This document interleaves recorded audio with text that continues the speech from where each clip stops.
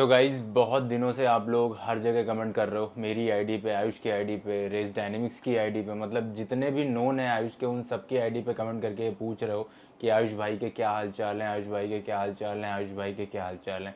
लेकिन कोई भी अपडेट नहीं दे पा रहे हैं प्रॉपर हम लोग आपको, बिकॉज कई सारी चीज़ें थी जिसकी वजह से अपडेट नहीं देने बन रहा था।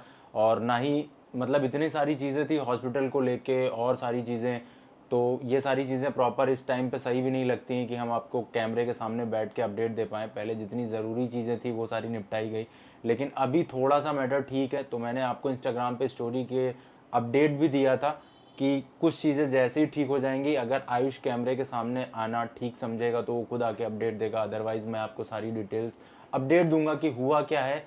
बहुत लोगों को ये तो कंफर्म हो गया है कि आयुष भाई का एक्सीडेंट हो गया है, बिकॉज रेक्स डायनेमिक्स के पेज पे एक स्टोरी पड़ी थी और उस दिन के बाद से जैसे ही स्टोरी उन्होंने लगाई नीतीश भैया ने, तब से कंटिन्यू मेरे पास भी इतने सारे फ़ोन आ गए, इतने सारे फ़ोन आ गए कि सबको सेम स्टोरी बताना पॉसिबल नहीं था। बहुत सारी दिक्कतें हो गई भाई, इतने सारे फ़ोन अगर लगातार आने लगेंगे तो किस किस को हम स्टोरी बताते रहेंगे। मैंने सोचा था जैसे ही थोड़ी बहुत सिचुएशन ठीक होगी उसके बाद हम आपको थोड़ा बहुत अपडेट देंगे। फिलहाल चीज़ों को इग्नोर किया कि ये सारी चीज़ें इग्नोर करके जो सही चीज़ें हैं उन पे ध्यान लगाया जाए।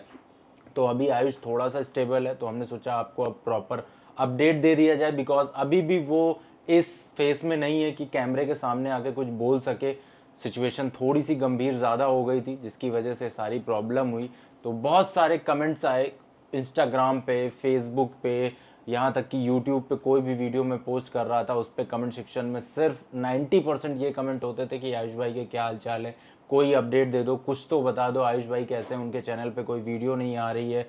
सो फाइनली आज वो दिन आ चुका है जब मुझे ये लगा कि मैं भी एक्चुअली उस हालत में अभी नहीं था कि आपको अपडेट दे पाऊँ, लेकिन मैंने सोचा चलो अब अपडेट दे दिया जाए, बिकॉज बहुत ज़्यादा लेट ऑलरेडी हो चुका है और आप लोग ये जानना चाह रहे हो, इतना प्यार करते हो आयुष को कि आप ये चाहते हो कि वो जल्दी ठीक हो जाए और चाहते हो कि उसकी सिचुएशन कैसी है ये आपको पता हो।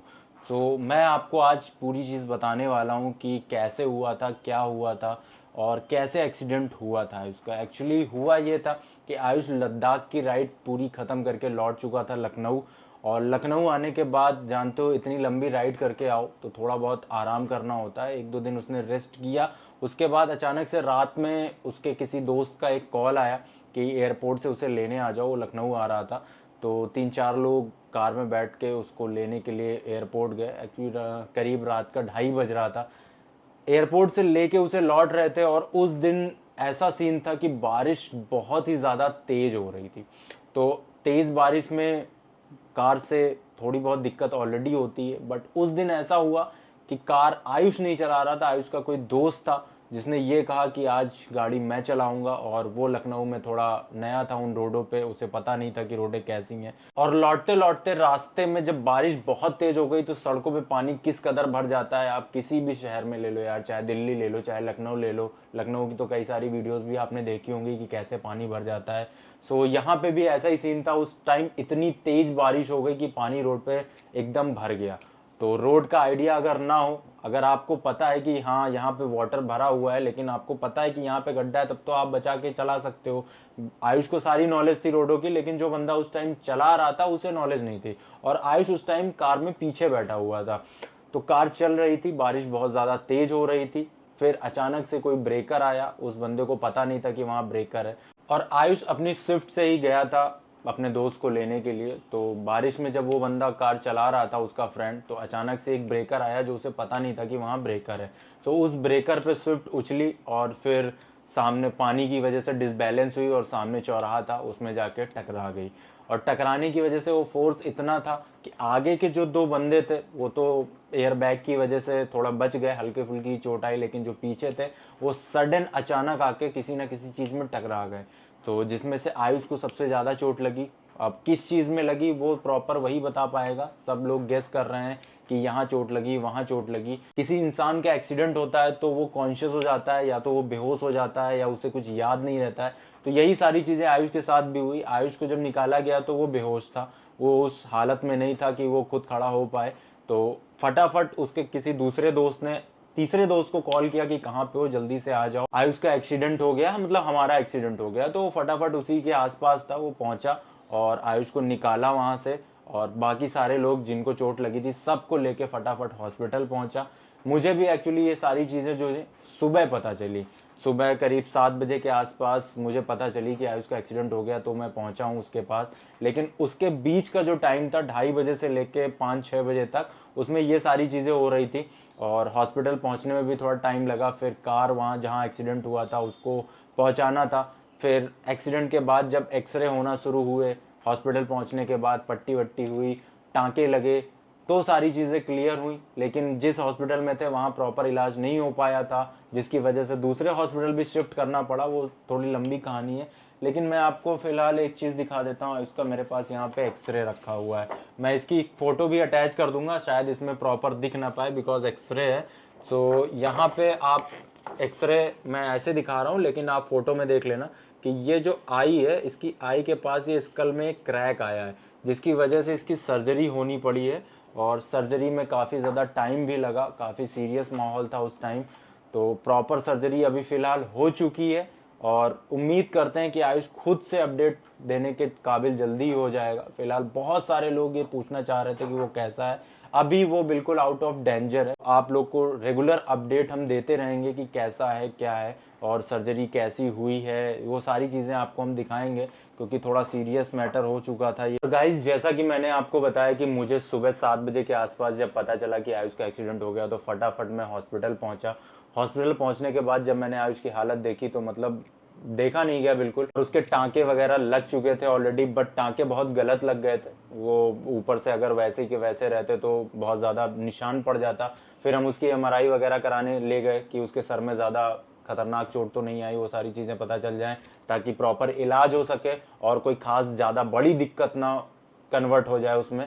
तो उसका एमआरआई वगैरह हुआ, सीटी स्कैन वगैरह हुआ। फिलहाल वहाँ जब स्कैन हुआ और उसको वापस से हॉस्पिटल ले गए, उसके बाद 1-2 दिन मतलब उसको वापस घर ले आए और फिर दूसरे डॉक्टर से कंसल्ट किया गया सेम एमआरआई की रिपोर्ट दिखा के, मतलब कि ये वाली रिपोर्ट जो आई थी ये दिखा के जब दूसरे डॉक्टर से कंसल्ट किया गया, तब हमें पता चला कि नहीं, ये नॉर्मल चोट नहीं है और ये पूरा क्रैक है और अगर इसका इलाज प्रॉपर नहीं कराया गया तो आगे चल के थोड़ी बड़ी दिक्कत फेस करने को मिल सकती है, कुछ बड़ी दिक्कत आ सकती है। सो इसी चीज़ की सर्जरी के लिए उसे एडमिट कराया गया है और इसी चीज़ की सर्जरी पे काम चल रहा है। डॉक्टर बहुत बढ़िया तरीके से काम कर रहे हैं और इस बार बहुत अच्छे हॉस्पिटल में ले जाया गया है ताकि प्रॉपर इलाज हो पाए। और आप लोग का मैं बिल्कुल धन्यवाद करना चाहूँगा कि आप लोग इतने चिंता करते हो आयुष की, हमारी। और मतलब काफ़ी अच्छा लगता है कि इतने लोग, इतनी जो ऑडियंस है, ये प्यार देखने को मिलता है कि हर जगह कमेंट करके आप जानना चाहते हो कि हाँ सब ठीक हैं या क्या है। तो काफ़ी खुशी भी होती है, लेकिन हमने सोचा नहीं था कि ऐसा कुछ एक्सीडेंट हो जाएगा। बट क्या कह सकते हैं कि मतलब अगर कुछ लिखा होता है या होनी होती है तो हो जाती है। फिलहाल आप लोग भी ध्यान से ड्राइव करो या राइड करो, यही कहूँगा, बिकॉज बारिश वगैरह होती है तो बहुत सारे केसेस ऐसे आते रहते हैं। बाकी के जो अपडेट हैं वो मैं आपको आगे आने वाले वीडियोस में दे दूंगा। और जैसा कि मैंने आपको ये एक्सरे दिखाया है, तो यहाँ पे आप देख सकते हो कि ये जो क्रैक आया है ये 3 पार्ट में, और इसी चीज़ को डॉक्टर सर्जरी करके इसको ठीक करने की कोशिश कर रहे हैं।